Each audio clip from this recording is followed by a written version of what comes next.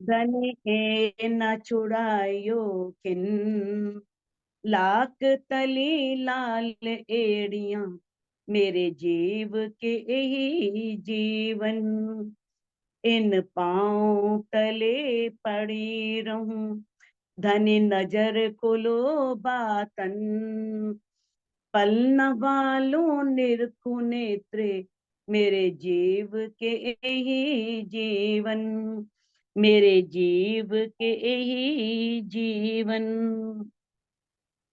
प्रणाम जी। सुंदर साथ जी, हमने क्षीर सागर ग्रंथ का नूर सागर किया था, पहला प्रकरण।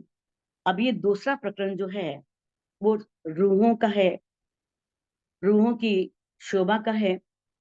और इसमें धामधनी अक्षरातीत ने किस तरह से बताया है, जैसे नूर सागर में आठों सागर समाये हैं, उसी तरह से नीर सागर में भी आठों सागर हैं।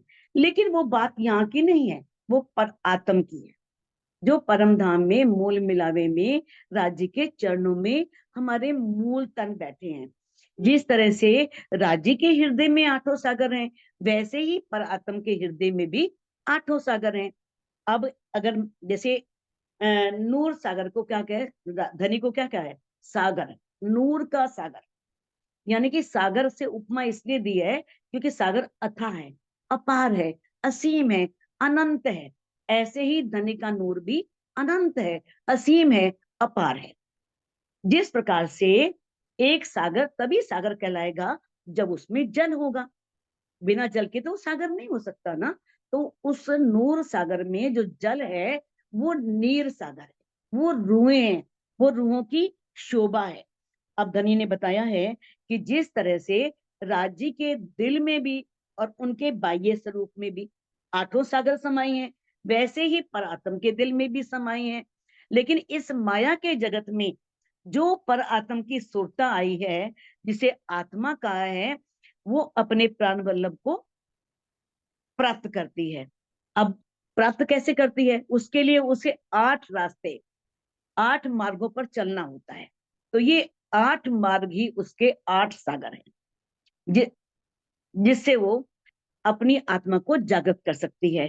तो ये जो सागर ग्रंथ है, ये एक रूह की आत्मा की जागृति के लिए 8 सीढ़ियां हैं, 8 सोपान हैं, 8 सीढ़ियां हैं।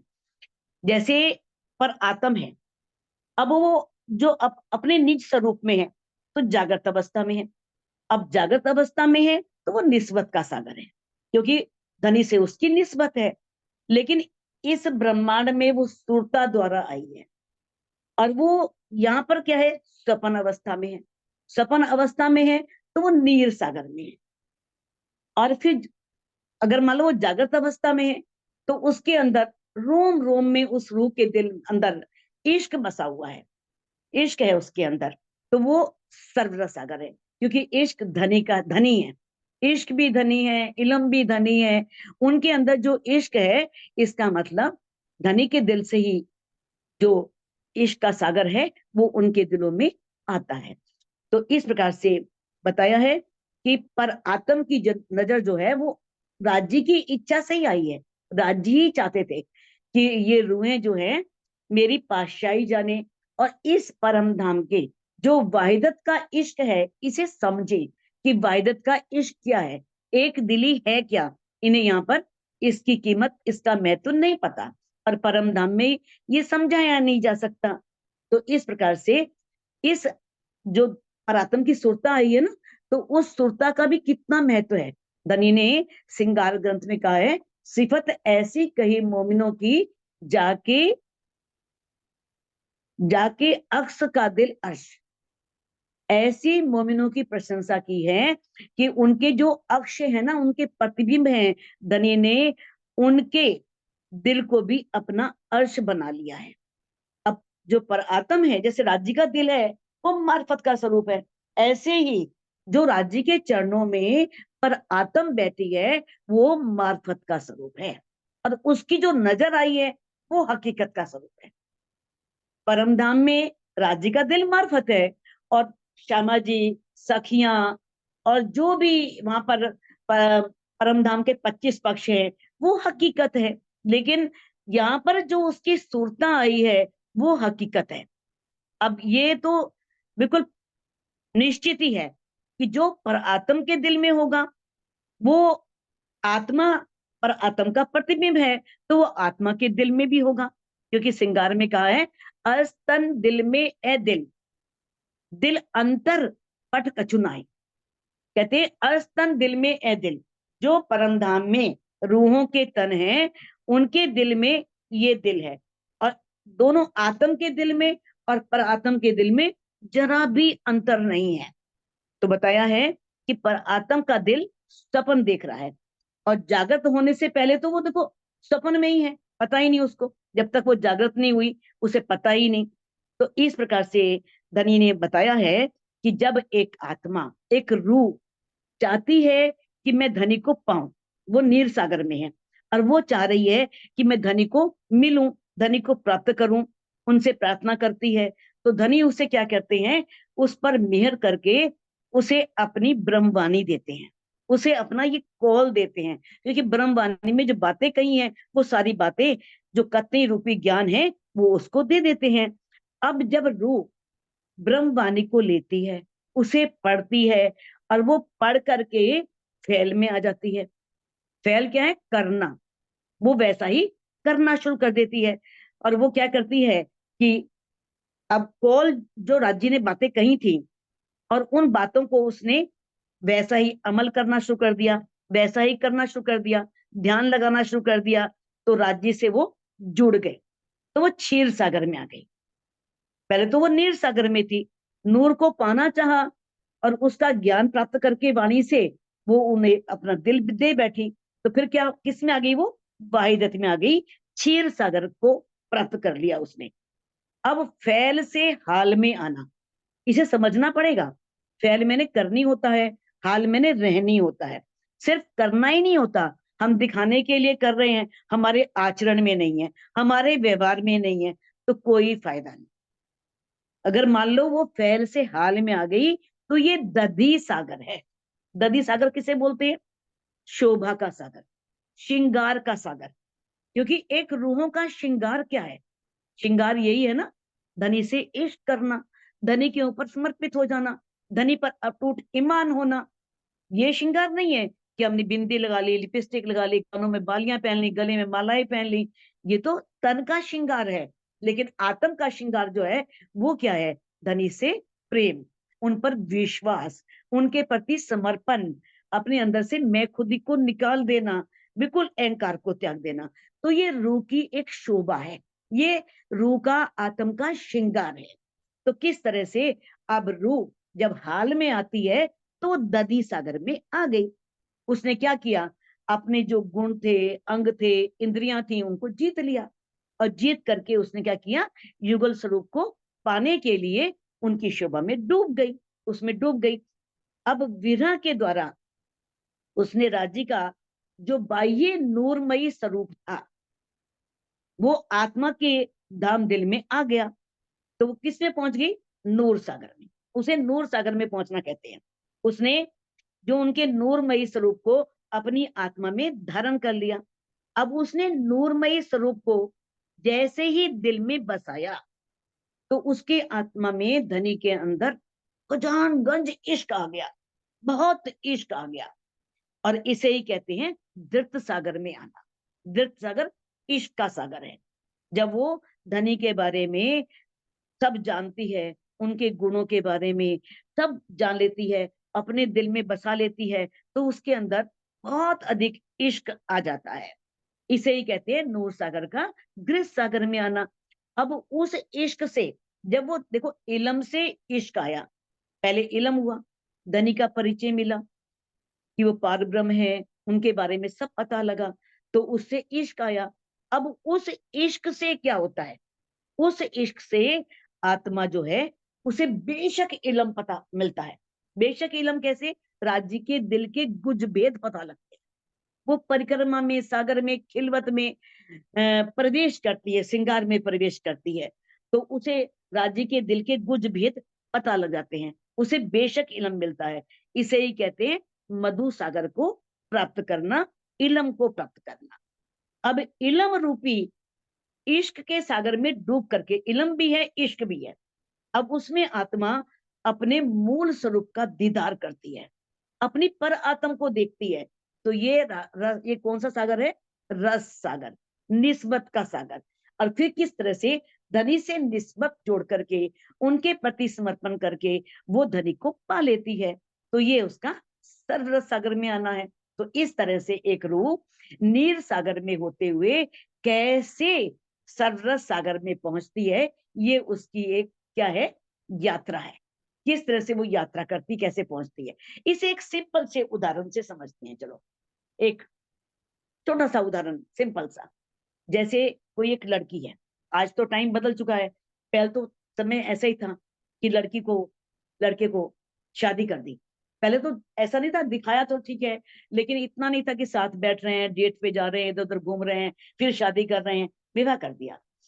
अब वो पति के घर में आ गई। अब पति के घर में आ गई तो उसने ये मान लिया, भाई अब मेरा सब कुछ यही है, बस भाई मैंने इसके लिए ही करना है, मैंने इसके लिए ही जीना है। और किस तरह से वो देखती है, मेरे पति का तो व्यवहार भी बड़ा अच्छा है, बड़ा अच्छा बोलते हैं और बड़े अच्छे हैं, मेरा भी ध्यान रखते हैं। तो वो उसे अपना दिल दे देती है। पहले तो जानती नहीं थी, लेकिन उनका व्यवहार देख करके, उनके बारे में जानकारी प्राप्त करके उसे अपना दिल दे देती है। अब दिल को दे दिया तो क्षीर सागर में आ गई। वो दोनों एक हो गए, पति पत्नी।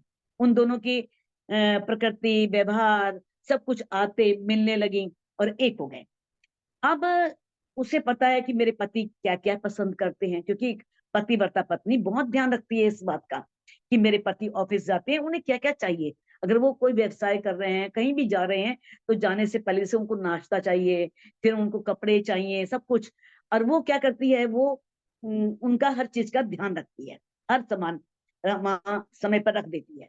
तो वो उसका दधी सागर में आ, और किस तरह से वो सब काम करती है। वो देखता है मेरी पत्नी कितनी अच्छी है, वे मेरा कितना ध्यान रख रही है, मेरे पति पूर्ण समर्पित है, मेरे बच्चों का, मेरे परिवार का ध्यान रखती है, मेरे माता पिता का ध्यान रखती है, सब कुछ करती है। तो किस तरह से फिर उसे, दोनों को आपस में इश्क हो जाता। अब इश्क हो गया तो पहले तो देखो उसे पता लगा मेरे पति अच्छे हैं, भाई बहुत गुणकारी हैं, और उसने उनसे इश्क किया। पति को पता लगा मेरी पत्नी बहुत कर्तव्यनिष्ठ है, मेरे बताए मार्ग पे चल रही है, मेरे घर के अनुसार चल रही है, वैसा ही आचरण कर रही है। तो दोनों में इश्क हो गया, प्रेम हो गया। अब जब ये देखो, जब इश्क से इलम कैसे होगा? जब इतना पति को पत्नी पर विश्वास हो जाए कि मेरी पत्नी बिल्कुल मेरे से अलग नहीं चलेगी, मेरे बताए मार्ग पर ही चलेगी, तो वो अपनी सभी गुज बातें अपनी पत्नी के सामने प्रकट कर देता है। सारे दिल के भेद जो उसकी माँ को भी पता नहीं होंगे। भाई मेरी फला एफडी वहां पड़ी है, मैंने वो जमीन ले रखी है, उसकी रजिस्ट्री ये है, यानी कि जो उसकी मदर को भी नहीं पता होंगे, वो पत्नी को बताएगा सारे, ताकि कल को मुझे कुछ हो, बाई चांस से जरूरत हो तो इसका उपयोग कर सके। वो सारे दिल के गुज भेद, सारे रहस्य पत्नी के सामने खोल देता है। तो ये है इश्क में आना, यानी कि इश्क से इल्म में आना। तो उसे सारी जानकारी होगी, सब बातों की जानकारी होगी, उसकी दिल की बातों की जो गुज बातें थी उसने नहीं बताई थी पहले, वो सब बता दी उसको, सारी जानकारी हो गई। और ये सब क्यों हुआ? क्योंकि उन दोनों का संयोग था। संयोग पहले से बने होते हैं, रिश्ते यहाँ बनते हैं, तो वो उसके संयोग से हुआ, जिसे हम बोलते हैं रस सागर, सर्व रस सागर। और फिर किस तरह से वो अपने पति से बहुत प्रेम करने लगती है, पति उससे बहुत प्रेम करता है, तो ये अपने पति के दिल को जीत लेती है। तो इस तरह से एक रूह ये सब करके पूर्ण ब्रह्म परमात्मा अक्षरातीत को पा सकती है। तो इधनी ने हमें बताया है इस के माध्यम से कि कैसे हम राज्य को पा सकते हैं। अब धनी इसमें हमें जो मूल मिलावे में रूहें बैठी हैं, उनकी शोभा के बारे में बता रहे हैं, उनके बारे में बता रहे हैं, इंद्रावती जी के धाम हृदय में विराजमान करके। कहते हैं, हक बैठे रूहों मिलाए के खेल दिखावन काज। राजी जो हैं सारी रूहों को इकट्ठा करके, यानी कि सभी रूहें कहाँ बैठी हैं? मूल मिलावे में। और किस लिए इकट्ठा किया उनको? खेल देखा मन का। इस माया के ब्रह्मांड में खेल दिखाने के लिए उनको लाना है। बड़ी भई रद बदल, रूहें बड़ी रूह सो राज। बड़ी भई रद बदल, और वहां पर क्या हुआ? रद बदल मैंने इश्क का रब्द, कि भाई मेरा इश्क बड़ा है, मेरा इश्क बड़ा है। इस तरह से बड़ी रूह श्यामा महारानी में, राज्य में और सखियों में बहुत प्रेम पूर्वक, प्रेममयी विवाद हुआ। सब अपने अपने इश्क को बड़ा कहने लगे। देखन खेल जुदागी का, दिल में लिया रोहन। यहाँ पर जुदागी शब्द दिया है, लेकिन जुदागी का मतलब यहाँ पर है माया का ब्रह्मांड, ये माया का खेल। क्योंकि राज्य से उनको नहीं पता उस समय कि हमें राज्य से अलग होना है। उन्हें तो ये पता है कि राज्य के चरणों में बैठे, यहीं बैठकर राज्य ने खेल दिखाना है, तो माया क्या कर लेगी, देखते हैं ये माया हम पर कैसे भारी होती है। अब देखन खेल जुदागी का, वो माया का खेल देखने के लिए दिल में लिया रोहन। रोहन ने दिल में ले लिया, भाई जितना मर्जी कहें ये माया ऐसी है, माया ऐसी है, माया अच्छी नहीं है, तुम मत जाओ, वहां जाके भूल जाओगी, वहां जाके तुम मुझे भी याद नहीं करोगी, अपने आप को भूल जाओगी, जो मर्जी कहें, हमें खेल तो देखना ही है। जरूर कोई बहुत अच्छी चीज है जो हमसे छिपाई जा रही है। तो किस तरह से उन्होंने दिल में ले लिया कि हमें ये माया का खेल तो देखना ही देखना है। हक आप बैठे तखत पर, खेल रूहों को दिखावन। अब राज्य कहाँ बैठे हुए हैं? सिंहासन पर। रूहों को इस माया का खेल दिखाने के लिए सिंहासन पर विराजमान है। दहशत सबो जुदागिए की, पर खेल देखन की चाह।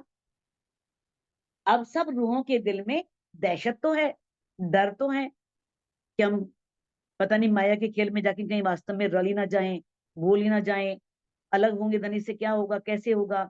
पर खेल देखने की बड़ी इच्छा है, खेल तो देखना है। डर भी है, लेकिन खेल भी देखना है। क्यों देखना है? क्योंकि राज्य ने दिल में लिया हुआ है, दिखाना है। अब राज्य ने दिल में लिया है, दिखाना है, तो राज्य के दिल, रूहों के दिल में तो आएगा ही आएगा कि हमने खेल देखना है। देखे पातशाही हक की, देखे इश्क बड़ा किनका। कहते जरा हम इनकी पातशाही तो देखें कि हमारे जो धामधनी है उनकी कितनी प्रभुत्ता है, कितना लोग उन्हें मानते हैं, कितना वहां पर उनका स्वामित्व है। वो तो इस वाणी के द्वारा रूहों ने जाना ना, वहां पर नहीं मालूम था कि हमारे धनी जो है किस तरह से उनका सत अंग ऐसे करोड़ों ब्रह्मांड बनाता है और मिटाता है। कितनी उनकी महिमा है। उन्हें पाने के लिए कितने तीर्थंकर अवतार, ऋषि मुनि कब से साधनाएं कर रहे थे, बड़ी बड़ी जटाएं बढ़ गई, लेकिन उस पार ब्रह्म को नहीं पा सके। वो यहाँ आके पता लगा। तो राजी यही चाहते थे कि पातशाही हक की और वाहिदत का इश्क, वो दिखाने के लिए राज्य हमें यहाँ पर आए। क्योंकि उनके मन में था कि इन्हें पता लगे कम से कम, ये तो कुछ समझती ही नहीं है किस तरह से कुंज मन में खेल रही हैं, और राजी गिरे, और राजी के ऊपर सारी सारी रूहें गिर गई ऊपर। तो ठीक है, नूरमयी स्वरूप है, नूरमयी स्वरूपों में कोई चोटें नहीं लगती, कुछ नहीं होता है। लेकिन राजी को लगा कि एक बार इनको बताया तो जाए कि यहाँ परम धाम में इनकी पातशाही कितनी है। जरा सा दिल में लेती हैं और चीज सामने हाजिर हो जाती है, सारी इच्छाएं इनकी पूर्ण हो जाती हैं। और फिर इन्हें पता लगे कि परम धाम का इश्क क्या है, किस तरह से एक दिली है। अगर एक दिली है तभी तो सबके दिल में आ रहा है। राजी कह रहे मेरा इश्क बड़ा है, श्यामा जी कह रही मेरा इश्क बड़ा है, सखियां कह रही मेरा इश्क बड़ा है। कोई गलत नहीं कह रहा, सब सत्य कह रहे हैं, सबका इश्क बड़ा है। लेकिन ये नहीं मालूम कि इश्क मिलता कहां से, इश्क हमें दे कौन रहा है, ये बताने के लिए धनी है माया के ब्रह्मांड में लेकर के आए। इश्क बड़ा किनका? अब रूहे सोचती हैं देखें हमारा इश्क बड़ा है कि इनका इश्क बड़ा है। हम रिझाती हैं और ये कह रहे हैं इश्क हमारा बड़ा है।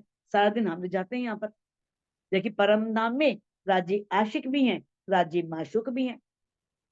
परम धाम में रूहें आशिक भी हैं, रूहें माशूक भी हैं, दोनों हैं, आशिक भी और माशूक भी। आशिक तुम्हारी अंगना, तुम अंगना के माशूक। तो वहां पर कोई फर्क नहीं है। राजी रूहों को रिझा रहे हैं, रूहें राजी को रिझा रही हैं, दोनों एक दूसरे को रिझा रहे हैं। लेकिन इस माया के ब्रह्मांड में राजी को लगा कि अब इनसे आशिकी निभाई नहीं जानी, अब तो मुझे इन्हें माशूक बनाना पड़ेगा और खुद आशिक बनना पड़ेगा। और बड़े दावे से बोल दिया, आशिक मेरा नाम रू अल्लाह, आशिक मेरा नाम, इश्क मेरा रोहन सो मेरा उम्मत में आ रहा। तो किस तरह से धनी ने ये हमें ये बताने के लिए कि है रूहों, तुम इश्क लेती कहाँ से हो, मेरे दिल में से ही लेती हो, यहीं से इश्क निकलता है। देखा है ना, पुखराजी पहाड़ राज्य का दिल है, दिल से यमुना जी निकलती हैं और होज को सर सखियों में जाकर के दिल में जाकर के समा जाती हैं। तो इश्क तो जो है राज्य के दिल से निकलता है और सारी सखियों के दिल में, श्यामा जी के दिल में आता है और सारी सखियों के दिल में वो इश्क आ जाता है। तो ये समझाने के लिए धनी यहाँ पर लेकर के आए। तो उनके मन में ये था कि देखें अब इश्क बड़ा किसका है। एक जोत जो जोत में बैठियां जो सब मिल, और सखियां मूल मिलावे में ऐसे बैठी हुई हैं जैसे ज्योति में ज्योति बैठी, प्रकाश में प्रकाश, एक होकर के। ऐसा लग रहा है जैसे एक ही ज्योति जग रही है, अलग अलग ज्योतियां जितनी है ना, सब मिलकर के एक ज्योति में, एक प्रकाश में हो गई, सब एक के अंदर समा गई, एक रस हो गई। यानी कि ज्योति में ज्योति, ज्योत जो ज्योत में, ज्योति में ज्योति समा गई, बैठियां जो सब मिल, सब इस प्रकार से एकत्र होकर के एक रस होकर के बैठ गई। क्यों कहूं शोभा इन जुबा बीच सुंदर ज्योत जुगल। अब जो युगल स्वरूप है उनका नूर तो अलग ही है, उनकी ज्योति, उनका प्रकाश, उनकी छवि, उनकी शोभा, उनका सौंदर्य, वो तो अनुपम है, अद्वितीय है, असीम है। अब इंद्रावती जी कहती हैं, मैं इस जुबान से उनकी उस शोभा का, उस सौंदर्य का कैसे वर्णन करूं, इस जुबान से उस सौंदर्य का वर्णन किया नहीं जा सकता। सुंदर सात भराए के बैठिया स्वरूप एक हुए। अब सारे सुंदर सात सब मिल करके बैठ गए हैं और ऐसे लग रहे कोई अलग है ही नहीं, सब एक ही है। मैं बिल्कुल एक दिली लेकर के, एक स्वरूप होकर के, तू भूले तो मैं जगा दूंगी, मैं बोलूं तो तू जगा देना, कैसे सब गले में बाएं डाल करके और आपस में सट करके चिपट करके बैठ गए। यो सबे हिल मिल रही, स्वरूप कहे न जामे दोए। इस तरह से सभी मिलजुल करके, इकट्ठी होकर के, एक रस होकर के बैठ गई कि उन्हें दो स्वरूप नहीं कहा जा सकता, उन्हें दो स्वरूप के रूप में वर्णन नहीं किया जा सकता, यानी कि सभी एक है। यानी कि अब देखो, स्वामी जी ने इसमें भावार्थ में कुछ बताया है कि जैसे बहुत से विद्वान हैं, उन्होंने किस तरह से उन्होंने कहा है कि मूल मिलावे में चबूतरे के चार भाग है ना, जबकि ऐसा वाणी में कहीं नहीं आता। उसमें बताया ना, आपने पढ़ा, चबूतरे पर चार खांचे बन गए हैं, पूर्व में द्वार है, पश्चिम में है, उत्तर में है, दक्षिण में, द्वार तो है, ठीक है, लेकिन बताया ना कि राज जी ने परम धाम में, आप वाणी में पढ़ चुके हो, कोई जगह भी खाली नहीं है, सब जगह नूर ही नूर है, सब जगह नूर की दीवारें हैं, चित्रामन है, सब कुछ है, वहां कुछ नहीं है सब। और बताया है कि किस तरह से दरवाजों में चार रास्ते भी हैं और तीन पंक्तियों में सारी सखियां बैठी हुई हैं। ये धनी यानी कि ऐसा कहा है, लेकिन श्री मुखवाणी में ऐसा नहीं है। श्री मुखवाणी में ये बात नहीं कही गई है। वहां पर इसका भाव क्या है कि सभी सखियां एक स्वरूप होकर बैठी हैं। अगर मान लो हमारा दिल मिलते हैं तो जगह कोई महत्व रखती, मानो दिल एक है हमारा और कोई हमारा प्रियजन हमसे बहुत दूर बैठा है, तो वो दूरी कोई मतलब रखती नहीं है, वो दूरी कुछ नहीं होती। तो उस दूरी को वाणी में माना ही नहीं गया, इसीलिए कह दिया कि सब एक रस होके बैठे, क्योंकि भाव तो एक है ना सबके अंदर, दिल में बात तो एक ही आ रही है ना, दिल में उनके वाहिदत है, एक दिली है। तो इस तरह से स्वामी जी ने इसमें स्पष्ट किया है कि ऐसा क्यों कहा है कि वो, क्योंकि वो एक स्वरूप है, एक दिली है। ठीक है, रास्ता है बीच में, तीन पंक्तियों में दिखा दिया गया है, लेकिन वाणी में बहुत सी चपाइयां ऐसी आती हैं जिसमें ये लिखा है कि सारा सुंदर साथ भर करके बैठा, कहीं जगह नहीं। यानी कि अंतिम से लेकर के जब हम बाहर आते हैं पुर के द्वार तक, सब सखियां भर करके बैठी हुई, पूरी भरा के बैठी हैं, पूरे भरा हुआ है, मूल मिला हुआ खचाखच। एक स्वरूप हुए बैठियां, माहे वस्त्रों कई रंग, सभी सखियां एक स्वरूप होकर बैठी हैं। और किस तरह से उनके माहे वस्त्रों, उनके वस्त्रों में, माहे मैंने अंदर, वस्त्रों के अंदर कई रंग, अनेकों रंग है, वस्त्रों में अनेक रंगों की तरंगे हैं। कहते क्यों ए वर्णन हो वही, रंग रंग में कई तरंग। अब रंग तो है लाल नीला पीला हरा, कई रंग है, लेकिन उन रंगों में जो तरंगे निकल रही हैं वो अनेकों रंगों की निकल रही हैं। कहते इसका वर्णन किस तरह से हो, कैसे वर्णन करें, क्योंकि उन रंगों में भी कई रंगों की तरंगे हैं। किसको पकड़ा जाए, किस रंग का वर्णन किया जाए, इस जुबान से उस शोभा का वर्णन करना असंभव है। देखो अंतर आंखें खोल के, धनी ने वाणी में एक बार नहीं कई बार कहा है। कहते अगर ये सब कुछ देखना है ना, तो अपने अंतर चक्षुओं को खोलो।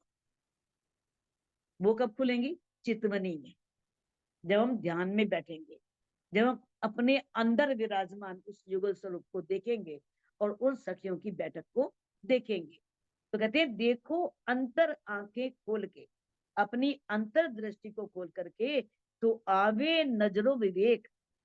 तब तुम्हें क्या होगा, जब तुम अपनी अंदर की आंखें खोलोगे, आत्मिक दृष्टि से देखोगे, तो तुम्हें ज्ञान दृष्टि से ये विवेक होगा, ये जानकारी प्राप्त होगी, आपके अंदर ये जानकारी आ जाएगी। वर्णन न होवे एक को, गल गल सो लगी अनेक।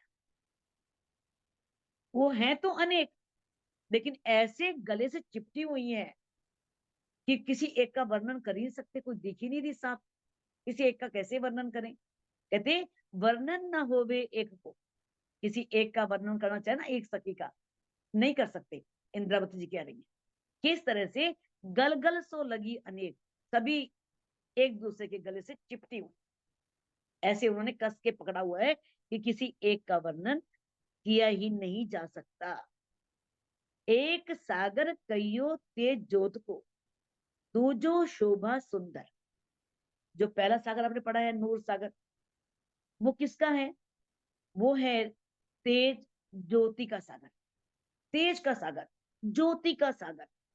वो पहला वर्णन हो चुका है नूर, नूर सागर का। दूजो शोभा सुंदर। अब जो दूसरा सागर है, जो सखियों का है, जो वो कैसा है? बहुत सुंदर है, उसकी शोभा अपार है, असीम है, वो बहुत सुंदर सागर है। कई तरंग उठे इन रंगों के। अब इन रंगों में से कई तरंगे उठ रही हैं।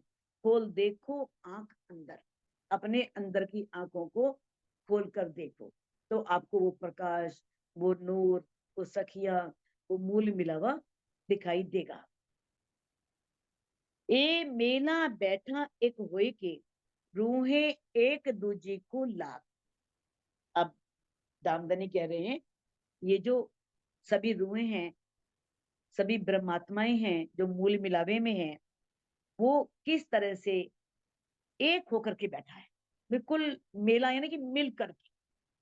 रूहें एक दूजी को लाग, रूहें एक दूसरी को लाग यानी कि चिपट करके, गले में बाहें डाल करके, सिमट करके, इस तरह से एक होकर के बैठी हैं। और ये कहा है आवे न निकसे इतते, बीच हाथ न अंगुरी मास। अगर मान लो कोई चाहे ना एक उंगली भी डालना, तो उसमें एक उंगली भी नहीं डाल सकता, भाग कोई यहाँ ना से। वहां आ सकता है और ना यहाँ से कोई निकल सकता है, इस तरह से। तो देखो यहाँ पर स्वामी जी ने इसका बहुत विस्तार किया है भावार्थ में, कम से कम भी 2.5 पेज का, इतना इसका विस्तार किया है, इतना इसे समझाया है।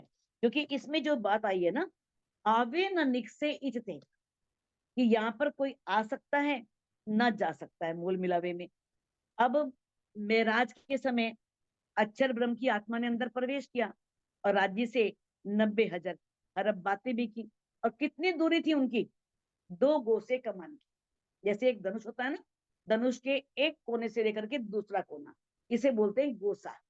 देखा ना, धनुष में डोरी बंधी होती है, एक कोने से दूसरे कोने तक, तो उसे गोसा बोलते हैं।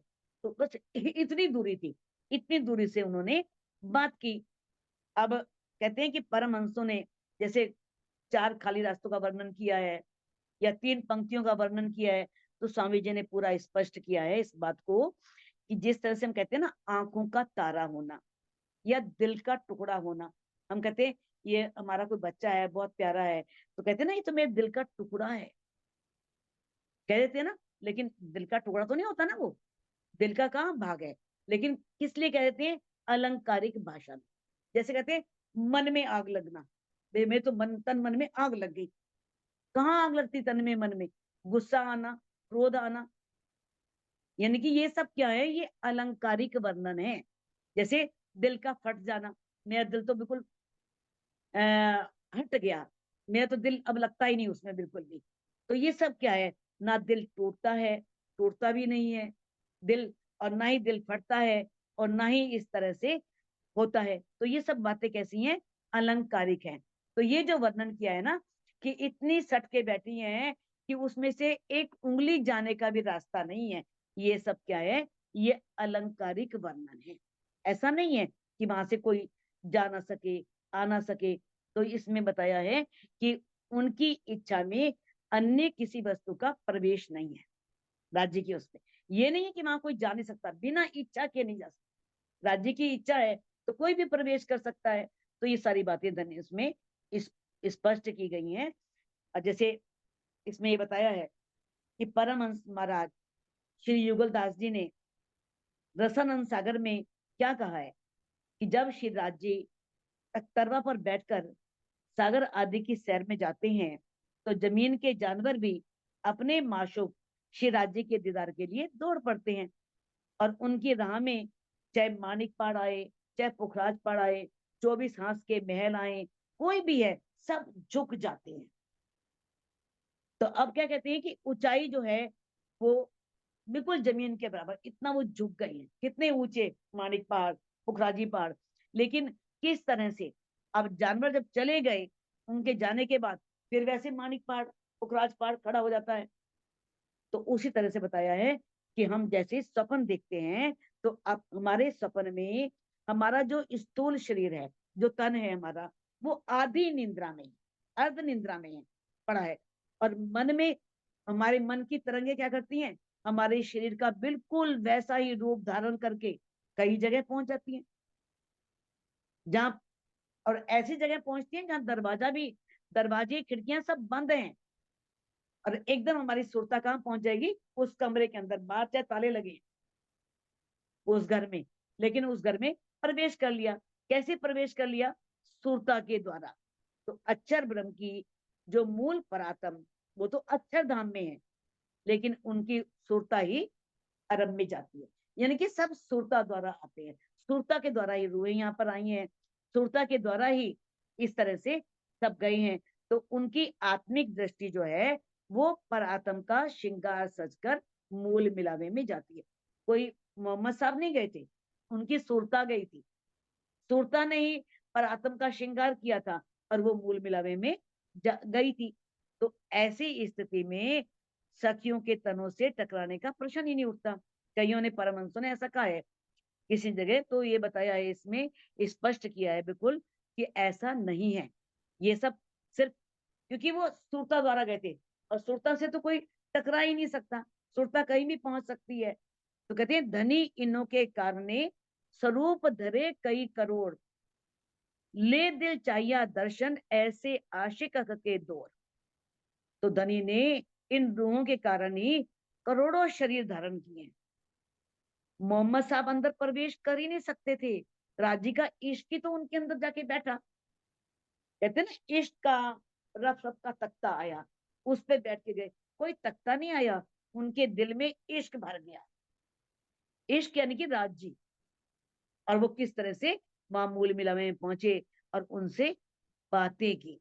तो कहने का भाव यह है कि हमें कहीं पर भी कोई प्रश्न चिन्ह नहीं खड़ा करना, कोई संदेह नहीं लेना, क्योंकि ये बातें हो रही हैं यानी कि जो अलौकिक है, अनुपम है, अद्वितीय है। धनी कुछ भी कर सकते हैं। तो लौकिक मापदंड से हम इसे नहीं जान सकते, इसके लिए कोई बंधन नहीं है, तो इसे हम किस तरह से ये नहीं कह सकते। और भी बहुत सी बातें खोली हैं उन्होंने इसमें, लेकिन हम आगे चलते हैं। गिरद्वाए तखत के कई बैठिया तले चरण। अब जो धनी का सिंहासन है, उस सिंहासन के चारों ओर कई बैठिया तले चरण। कहां पर? धनी बैठे हुए हैं और धनी के चरणों के पास सभी सखियां बैठी हुई हैं। जानो जिन होवे जुदिया पकड़ रहे हम शरण। और उन्हें लग रहा है कहीं हम वास्तव में जिन, जिन मैंने नहीं होता है कि हम अलग ना हो जाएं, इस डर से हम क्या कहते हैं कि हम इनके चरणों से दूर ना हो, हम इनके शरण में ही रहें, इनका आश्रय हमें मिलता रहे। तो इस प्रकार से धनी के चरण, ये इसका मतलब ये नहीं कि उन्होंने चरणों को पकड़ रखा है सबने। चरणों में आना क्या होता है? किसी के शरण में पहुंच जाना कि हमें आपका ही आसरा है, आप ही हमारी नैया पार लगाओगे। तो ये होता है चरणों को पकड़ लेना। ये अलंकारिक वर्णन है, ये नहीं कि मूल मिलावे में सारी सखियों ने राज्य के चरण पकड़े हुए हैं। अगर हम किसी भी को मानते हैं, उनके प्रति हमारे अंदर बहुत मान है, सम्मान है, तो हम कह देते हैं ना कि हमें तो आपका ही सहारा है, हम तो आपके सारे ही पार लग जाएंगे, आप ही हमें पार लगाओगे, चाहे हम कहीं भी हों, कितनी दूर भी हों, कुछ भी हों। लेकिन बोलते हैं तो ये सब अलंकारिक वर्णन है। चबूतरे लग कठेड़ा रैया चारों तरफों भराई। अब चबूतरे है जिस पर सिंहासन है, सारी सखियां बैठी हुई हैं, और किस तरह से चारों तरफा द्वारों को छोड़ करके सब जगह कठेड़ा बना हुआ है, जो हीरे मोती ज्वारात का है। बहुत सुंदर कठेड़ा भरा हुआ है, बहुत सुंदर बना है। जो मिल बैठियां बीच में, यूं ही बैठियां गिरद्वाए। जिस तरह से सभी सखियां उस चबूतरे पर धनी के सिंहासन के पास बैठी हैं, वैसे ही चबूतरे के किनारे पर भी चारों ओर बैठी। चबूतरे के किनारों यानी कि पूरा मूल मिलावा भरा हुआ है सखियों से। जैसे चरणों के पास बैठी हैं, वैसे ही जो अंतिम कठेड़ा है, कठेड़ तक सखियों के भरकर बैठने की बात कही गई है कि सब भरकर बैठी हुई हैं। एक दूजी को अंक भर लग रैया अंगों अंग। एक दूजी को अंक भर, सभी सखियां एक दूसरे से गले में बाहें डाल करके, यानी कि लग रैया अंगों अंग, अंगों अंग मैंने सट करके, बिल्कुल अंगों को चिपका करके एक साथ, यानी कि अंग से अंग लगाना, यानी कि बिल्कुल पास पास सिमट करके बैठना। दिल में खेल देखन का है सबो अंगों उछरंग। लेकिन सभी के अंगों में क्या है? उछरंग, उत्साह है कि हम खेल देखें, खेल देखने का बहुत उत्साह है। जाने जिन कोई जुदी पड़े ए डर दिल में ले। अब सबको लग रहा है कहीं वास्तव में हम अलग ना हो जाएं, सभी गले से चिपटी हुई हैं, कस के पकड़ा हुआ है कि भाई अलग नहीं होना। लेकिन ये पता नहीं कि इस माया के ब्रह्मांड में कहां कहां गिरेंगे। राज्य ने किस तरह से हाथ में मोती लिए और यूं कर दिए, कोई कहाँ गया, कोई कहाँ गया, कोई कहाँ गया, कोई आसाम में, कोई नेपाल में, कोई उत्तराखंड में, कोई उत्तर प्रदेश में, कोई हरियाणा में, पंजाब में, कोई विदेश में, कोई ऑस्ट्रेलिया में, कोई कनाडा में, कोई यूएस में, कहाँ कहाँ गए। तो कहते हैं लेकिन दिल में उनके डर है कहीं हम अलग ना हो जाएं। मिलकर बैठियां एक हुई बड़ी अचरज बैठक थी। तो ऐसी ये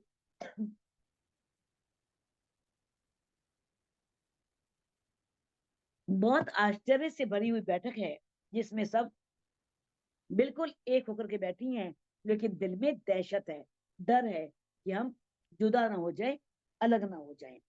अतंत शोभा लेत है कबू न बैठियां यूं कर। इतनी शोभा है उस मूल बिलावे की, ऐसे कभी नहीं बैठी पहले, जैसे अब इस तरह से मिलकर के बैठी हैं। यूं बैठियां भर चबूतरे दूजा शोभा अति सागर।